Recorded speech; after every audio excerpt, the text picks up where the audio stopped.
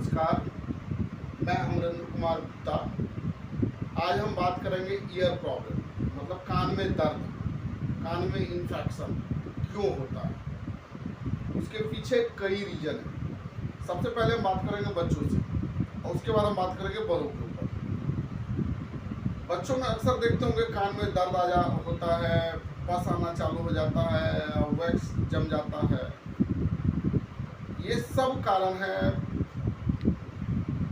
कई रीजन है, कई कारण है, इसमें डिपेंड करता है। जैसे पस पर जाने का मतलब होता है जो बच्चों के कान में पानी चला जाने के कारण, अब अगर सही से केयर नहीं कर पाते, सफाई नहीं हो पाती, पानी निकल नहीं पाता, तो उस कारण बस वो पस पर जाते हैं।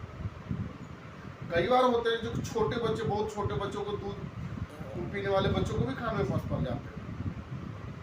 तो उनका कान में पस पड़ने के बाद उसकी मम्मी जिम्मेदार, क्योंकि लेटे लेटे दूध पिलाएंगे बच्चों को तो कान से में वो दिक्कत आती है, तो उसमें भी पस पड़ जाता है, उनकी एक बहुत बड़ा रीजन है।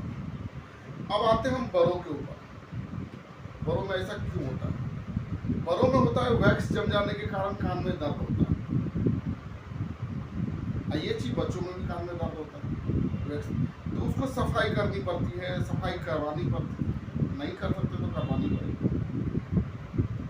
अब बच्चे कई बार कान में कुछ डाल भी लेते, उस कारण से भी दर्द हो जाता है। बड़ों क्या होता है, डालते तो नहीं, लेकिन वैक्स जम जाने के कारण हार्ड हो जाता है। हार्ड हो जाएगा तो दर्द होगा। तो उस कंडीशन में एक वैक्स निकालने की ड्रॉप आती है, वो ड्रॉप डालते वो सॉफ्ट हो जाता है। सॉफ्ट हो जाने के बाद फिर उसके निकालना बाहर आ जाता है, तो वो उसको हम आसानी से निकाल लेते हैं। अब आती है जो कि ये सब हो जाने के बाद और भी तो प्रॉब्लम आती है, जैसे जाली, कान की जाली फट जाते हैं, फंसे आते हैं, या पानी टाइप अंदर से आते हैं। वो बड़ों लोगों में भी ऐसा होता है। ऐसा क्यों होता है? उसके पीछे वो बार बार जो कुछ ना कुछ करते रहते हैं, बर्फ से या तिल्ली से या बहुत कुछ से, जो मर्जी बने उसे ऐसे करते हैं, तो उन लोगों में ये दिक्कतें ज़्यादा आती हैं। आने के लिए तो किसी को भी आ जाती है, लेकिन उन लोगों में ये ज़्यादा आती है, क्योंकि कान, नाक और आँख जो होता है ना, ये बहुत सेंसिटिव पार्ट होता है, इसमें कुछ डालना नहीं होता।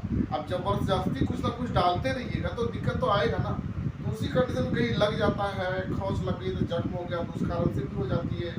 कई बार होता है जाली पे टच कर गया, कुछ फट गई, कट गई, तो भी उसमें प्रॉब्लम आती है।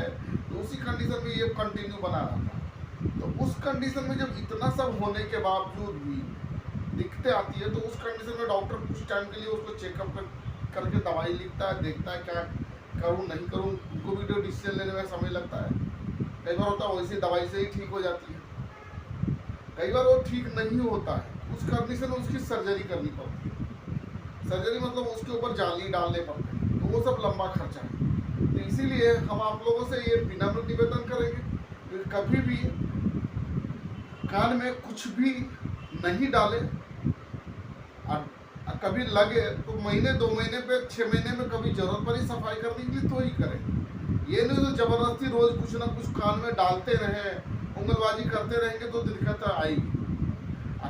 छोटे बच्चों को, जो साल भर 6 महीने के बच्चे उससे और भी छोटे हैं, तो उसकी माँ से विनती है जो अपने बच्चे को लेटे लेटे दूध ना पिलाए। उस कंडीशन में भी ये दिक्कतें आती है।